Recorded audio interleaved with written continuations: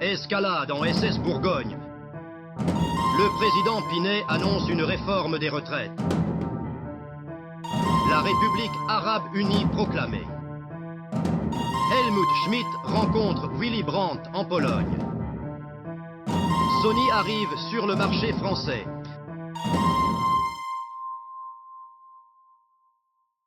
Mesdames, Mesdemoiselles, Messieurs, bonsoir.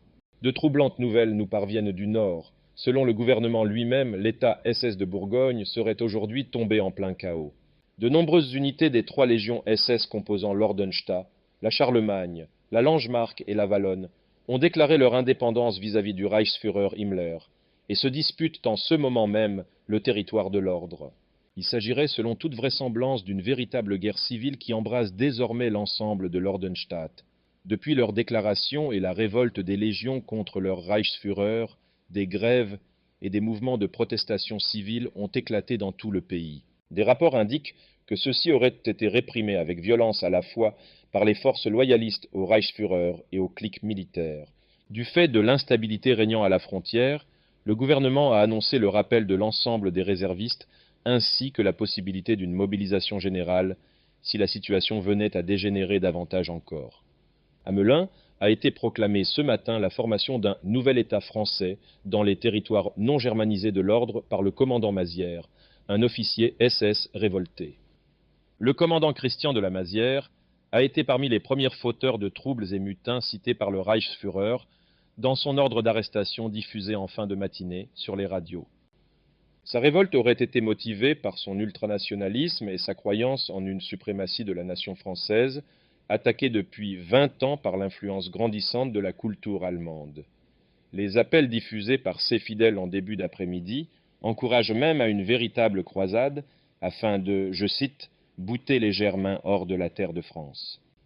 La radicalité des discours du commandant Mazière font craindre la possibilité d'une intervention de Berlin afin de protéger les intérêts germaniques, tandis que le président Pinet et Bordeaux n'excluent pas la possibilité d'une intervention armée contre ce nouvel État français pour éviter l'embrasement. Nous rappelons à ce titre qu'aucun gouvernement sur la scène internationale n'a pour l'heure reconnu l'existence de ce nouvel État. Fondé en Allemagne, fabriqué pour le monde, Orange, Européen, Fanta. Depuis 1940, Information de dernière minute, les gouvernements français et britanniques confirment à l'instant avoir pris contact avec un nouveau mouvement de résistance au sein de l'Ordenstat. Ce réseau, nommé le Coquelicot Rouge, serait en partie composé de rescapés des camps de travail bourguignons et de dissidents qui espèrent résister face à la brutalité du régime. Il affirme avoir d'ores et déjà lancé des appels à la résistance révolutionnaire contre l'Ordenstat et les cliques militaires qui la composent et appelle les gouvernements français, britanniques, ainsi que l'ONL à les soutenir dans leur lutte. Ni Pinet ni son gouvernement n'ont pour l'heure fait de déclaration officielle sur un éventuel soutien à ce mouvement révolutionnaire. Le groupe du Coquelicot Rouge a gagné en élan ces derniers jours, des rumeurs indiquant que le groupe a atteint Calais et Reims, au nord.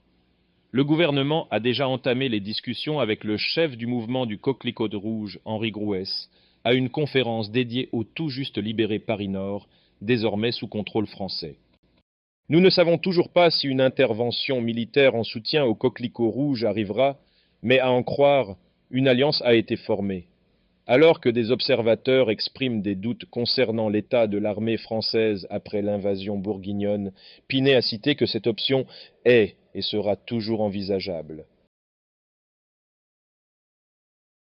La nation est en fête aujourd'hui, le peuple ayant descendu dans les rues pour célébrer la victoire du Coquelicot Rouge contre les derniers membres SS à Nancy. Au moment où je vous parle, des criminels de Bourgogne sont jugés et exécutés par des tribunaux vifs, dans l'espoir de ramener une justice pour les millions de morts causés par l'état de l'ombre. Nous allons continuer avec un discours télévisé en direct de Nancy, pour retrouver Henri Grouès. Mesdames et messieurs, mes chers compatriotes, aujourd'hui, nous nous rassemblons dans cette pièce, mais également dans les maisons et les cœurs, à travers notre France bien-aimée. Grâce au miracle de la télévision, nous sommes réunis d'une manière qui transcende la distance et je vous parle avec un cœur rempli d'émotions. Alors que je regarde cette caméra, je me rappelle des innombrables visages que j'ai vus, les visages d'enfants innocents, les visages des affamés et les visages de ceux qui n'ont pas survécu. Dans les profondeurs des camps de concentration bourguignons, j'ai vu des enfants affamés, leurs yeux remplis d'un tel désespoir qui n'aurait jamais dû se voir dans le regard d'un enfant. J'ai entendu leurs supplications pour un morceau de pain et leurs prières pour avoir ne serait-ce qu'un maigre espoir de survivre. Trop de nos compatriotes ne l'ont jamais reçu. Trop de vies innocentes ont été perdues dans les abysses de la haine et de la cruauté. Leur mémoire me hante, et j'entends leur voix, leur douleur, leur souffrance et leurs rêves brisés. Ils sont la raison pour laquelle nous sommes restés debout, la raison pour laquelle nous avons résisté. Le coquelicot rouge, un symbole de résistance, d'opposition et d'espoir, a fleuri au milieu de ce champ de violence et de misère. Il représente l'esprit indomptable du peuple français qui a refusé de se mettre à genoux devant les forces des ténèbres incarnées par le fascisme. Aujourd'hui, alors que nous voyons les criminels bourguignons faire face à la justice dans nos cours expéditifs, nous devons envoyer un message clair: nous n'oublierons pas, nous ne pardonnerons pas et nous ferons en sorte que la justice l'emporte. Mais notre travail est loin d'être terminé.